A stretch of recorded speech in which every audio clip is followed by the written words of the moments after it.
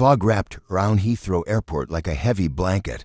Travelers hurried through the terminal, dragging bags, sipping coffee, chasing flights. Among them moved Staff Sergeant Evelyn Mercer. Not flashy, not loud.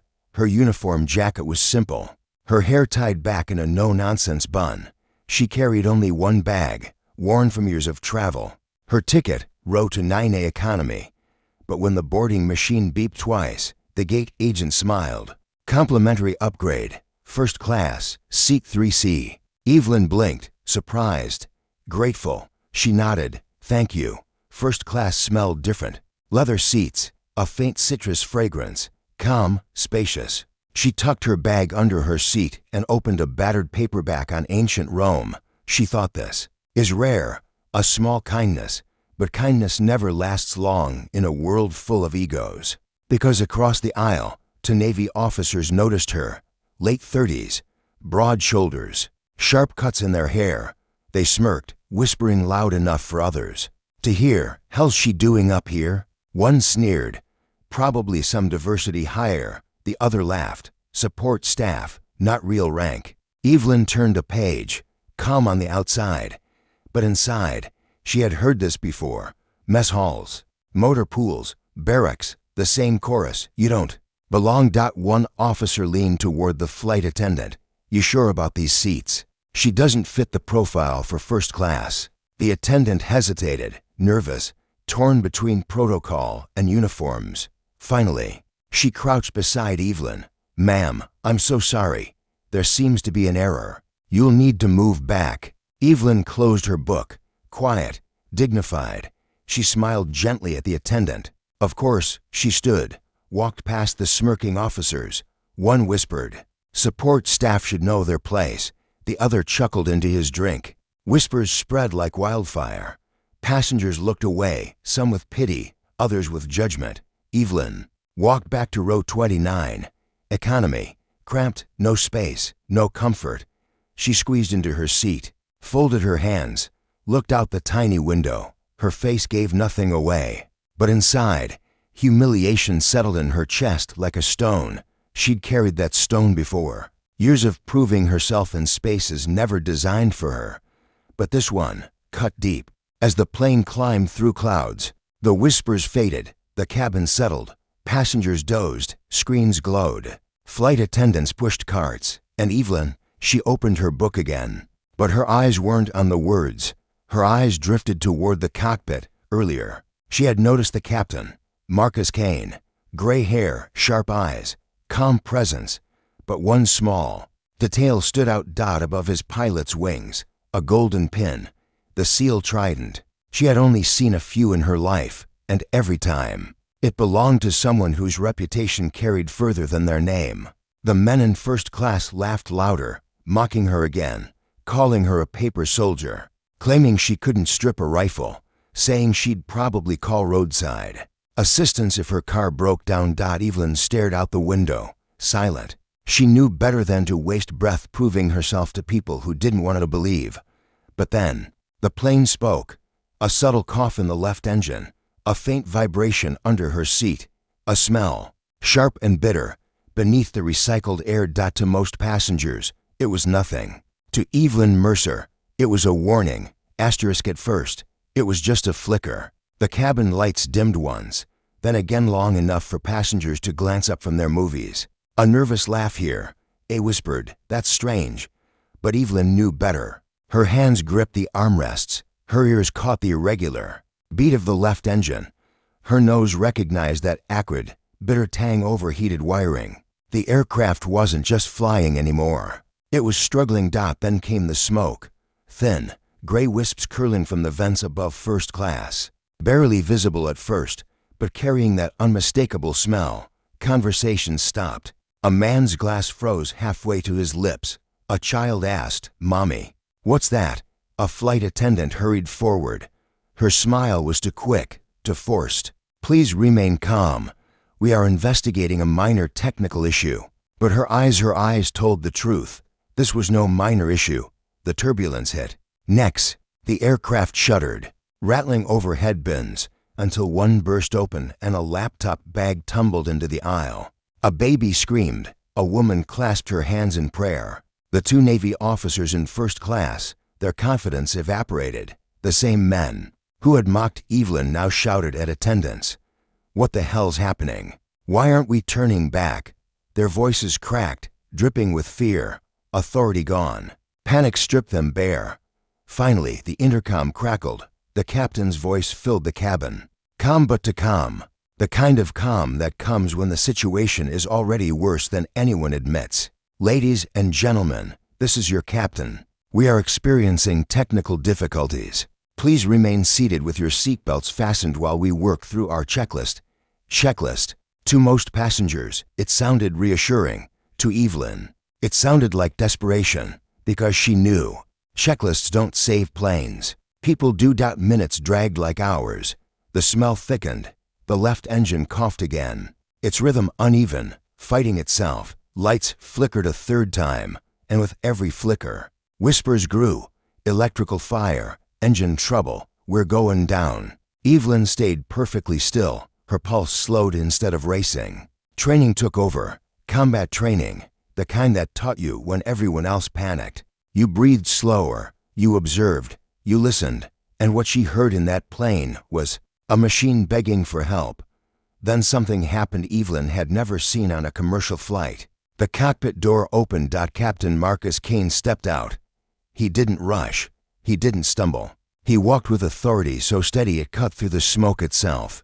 Not tall enough to dominate the cabin, but commanding enough that every pair of eyes locked onto him. Passengers sat straighter. Whispers hushed. Even fear itself seemed to pause. The Navy officers pounced. Finally, their chance to regain control. "This flight's a disaster." One barked, "Why haven't we turned back?" The other demanded, "We demand answers." Their words tumbled over each other, sharp, loud, desperate.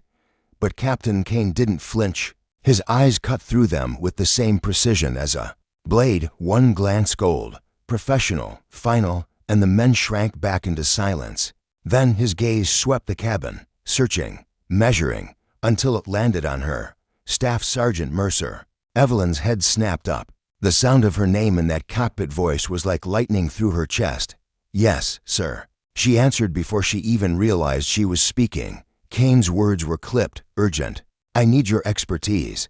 My instruments can't tell me what my aircraft is actually doing, but you can." The entire cabin froze. 200 people leaned into silence. Did he just say her? The woman in row to 9A? The one they had watched humiliated, escorted back, dismissed, the Navy officers. Exploded. "Wait a damn minute, she's not qualified.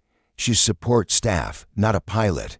But Kane spun on them, and his words cut like steel. "Staff Sergeant Mercer has more turbine experience than my entire flight crew combined. She's fixed combat failures in conditions that would ground this plane permanently. You want to save this flight? Sit down, shut up, and let me work with someone who knows the difference between theory and practice." The force of it silenced the cabin. The men sat down, red-faced and speechless. And suddenly, all eyes turned toward Evelyn.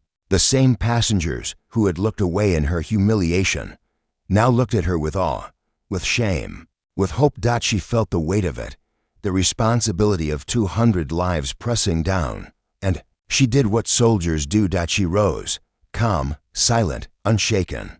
Her duffel brushed against knees as she walked up the aisle. Whispers followed her steps. Incredulous, awestruck. Some passengers nodded in silent respect. Others simply prayed. She passed the Navy officers. Both avoided her eyes, their smirks gone, their arrogance dissolved. And then she reached Captain Kane. He extended a hand, direct, steady, no ceremony. "Staff Sergeant, I need you in my cockpit." Now, Evelyn nodded once. Military instinct moved her body before thought. She stepped forward, past the curtain, through the door that separated passengers from the crew. And as it closed behind her, the cabin faded into silence. 200 lives waited outside. But in that cockpit, one truth became clear: she was no longer the humiliated passenger in row to 9A. She was the only one who could keep them all alive at 30,000 feet. The cockpit was smaller than Evelyn expected. Dim lights, screens glowing with warnings, red, flashing indicators that screamed one word louder than all others: failure. Captain Kane slid back into his chair. Beside him, the first officer's face was pale, his hands trembling on the controls. Kane didn't waste a second. Staff Sergeant, left engine's electrical is unstable. Avionics are glitching.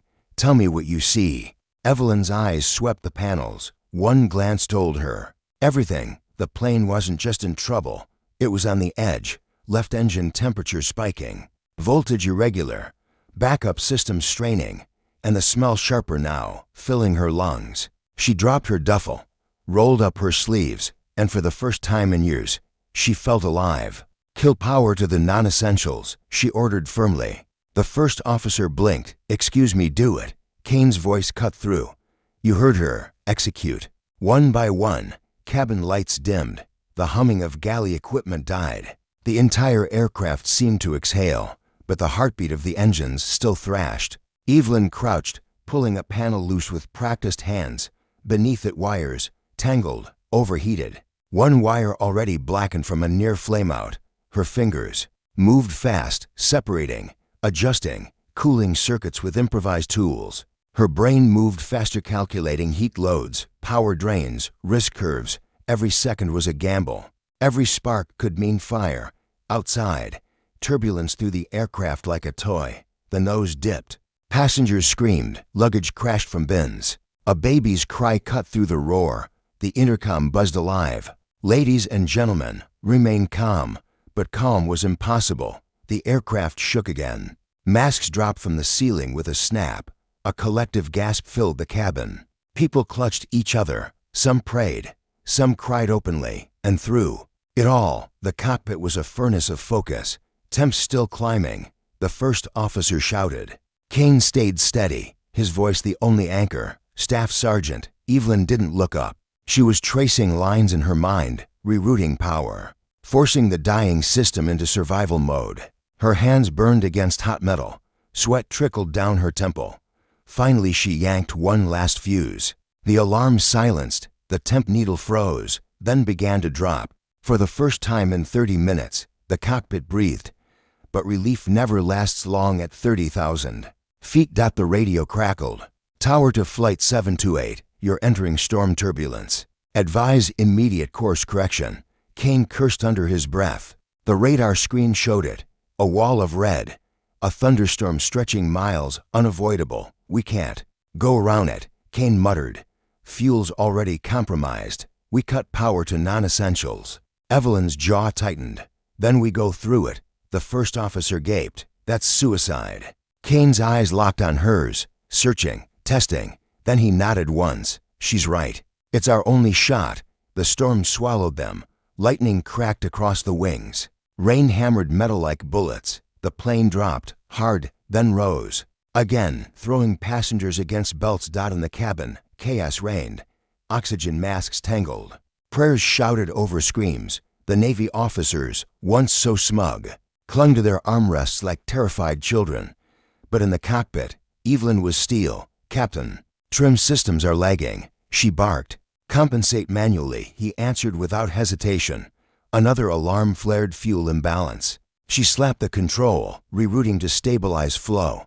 Crosswinds adjusting. Hydraulics at 60%. Bypass to secondary. Every problem that tried to kill them, she met it head-on. Every failure the plane threw at her, she forced into submission. And every time she did, Kane's respect grew. Then came the hardest part. The landing. Fuel low. Engines limping. Instruments unreliable. Kane's voice was calm, but heavy. Staff Sergeant, you've brought us this far. But I need one last thing from you. Guidance down. Her throat tightened. She wasn't a pilot. She wasn't trained for this.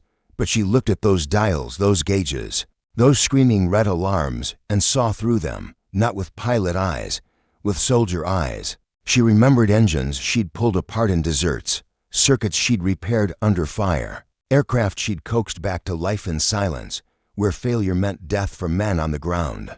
And she realized this wasn't about flying, it was about surviving.